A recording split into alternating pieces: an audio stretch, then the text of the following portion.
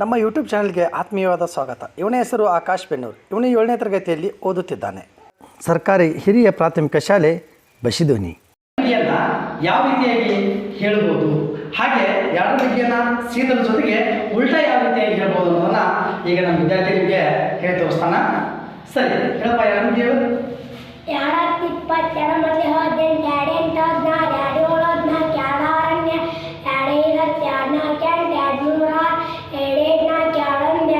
ನೋಡಿ, ನೀವು ಬೆಕ್ಕದ ಬಗ್ಗೆ ಕೇಳಿ ಅವ್ರನ್ನ ಈಗ ಹೇಳ್ತಾನೆ ನೋಡೋಣ. ಆ 7 ಬಗ್ಗೆ ಹೇಳಪ್ಪ. 7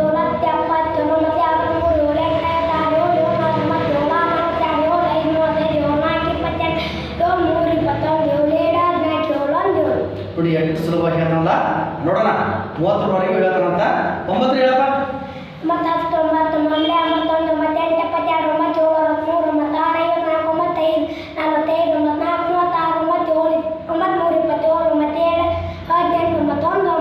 ಸರಿ. 13 ಹೇಳು.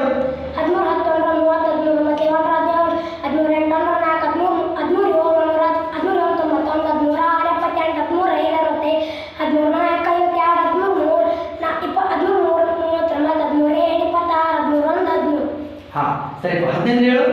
18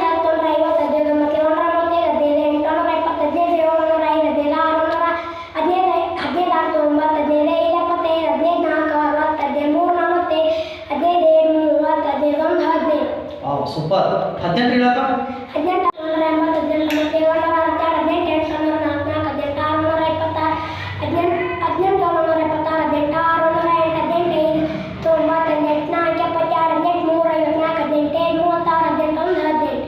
ಸರಿ.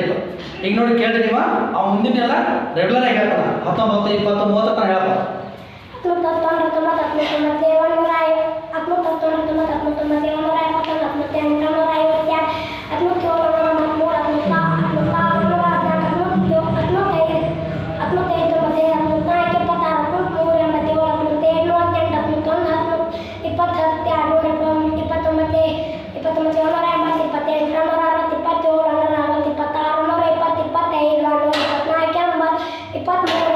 25 40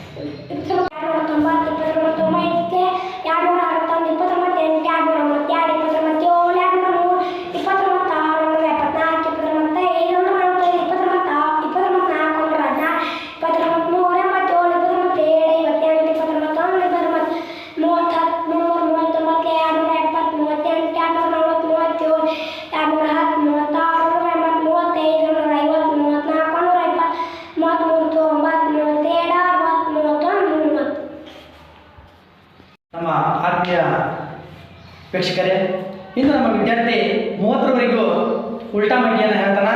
ಹಾಗೆ ಅವನಲ್ಲಿ ಇನ್ನೊಂದಷ್ಟು ಕಲೆಗಳದಾವ. ನೀವು ಆ ಕಲೆಗಳನ್ನು ನೋಡ್ಬೇಕಂತಿದ್ರೆ ಅವನ ಈ ವಿಡಿಯೋವನ್ನು ಲೈಕ್ ಮಾಡಿ, ತಪ್ಪದೇ ಕೊನೆಯವರೆಗೂ ನೋಡಿ. ಅಂದರೆ ನಿಮ್ಮ ಮಕ್ಕಳಿಗೆ ನೀವು ಯಾವ ರೀತಿಯಾಗಿ ಮಗ್ಗಿಗಳನ್ನು ಸೀದಾ ಮತ್ತು ಉಲ್ಟಾವನ್ನು ಕಲಿಸ್ಬೋದು. ಈ ಮಗ್ಗಿಯನ್ನು ಬಾಯ್ಪಾಠ ಹಾಕೋದ್ರದ ಮುಖ್ಯ ಉದ್ದೇಶ ಏನಪ್ಪ ಅಂದ್ರೆ ನಿಮ್ಮ ಗಣಿತದ ಲೆಕ್ಕಗಳು, ಅಂದರೆ ಗಣಿತದಲ್ಲಿ ಬರುವಂಥ ಪ್ರತಿಯೊಂದು ಸಮಸ್ಯೆಯನ್ನು ಸರಳವಾಗಿ ಇಮಿಡಿಯೇಟ್ ಆಗಿ ನಾವು ಮಾಡ್ಬೋದು ಅನ್ನೋದನ್ನು ಈ ವಿಡಿಯೋದ ಮೂಲಕ ನಮ್ಮ ವಿದ್ಯಾರ್ಥಿ ತೋರಿಸ್ಕೊಟ್ಟಾನ.